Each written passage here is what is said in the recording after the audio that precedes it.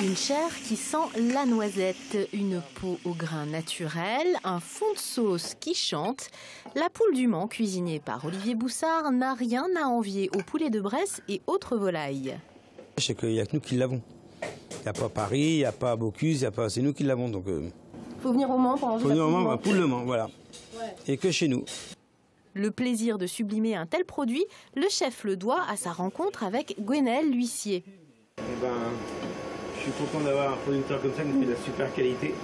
Et pour arriver à ce niveau d'excellence, Gwenaël bichonne ses bêtes. On le retrouve dans sa ferme, c'est l'heure du dîner. Au menu, sarrasin et blé d'orge trempés dans l'eau et le lait. Les anciens utilisaient déjà cette recette au siècle dernier. Je m'efforce à me donner 0 médicament, donc aucun vermifuge, anticoxydien et des choses comme ça, parce que je travaille la rusticité. Donc du coup, il faut se mettre en condition. Et la première des conditions, c'est apporter le bien-être à l'animal. Donc le fait qu'il parcourt, qu'il ait un parcours herbeux, déjà, c'est quelque chose qu'il va apprécier naturellement. Il va pouvoir y trouver des petits insectes, manger de l'herbe tout simplement. Une approche respectueuse de l'animal. L'éleveur privilégie la qualité à la quantité. Tous ne passeront pas à la casserole, comme on dit. Ils serviront de reproducteurs aussi, hein. C'est-à-dire qu'ils me serviront à augmenter mon effectif de reproducteurs. Et je vais en céder à certains éleveurs qui veulent travailler dans l'association de la poule le Mans aussi.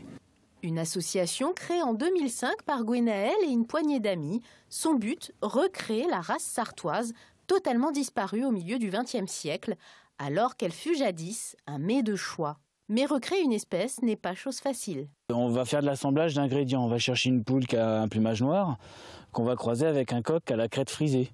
Et puis à l'issue de ça, on espère obtenir un poussin noir à crête frisée. Et puis lui, on va le recroiser avec une poule qui a les oreillons blancs, et pour essayer de lui ramener des oreillons blancs, et ainsi de suite. Et à force de croisement, on finit par fixer ce qui nous intéresse.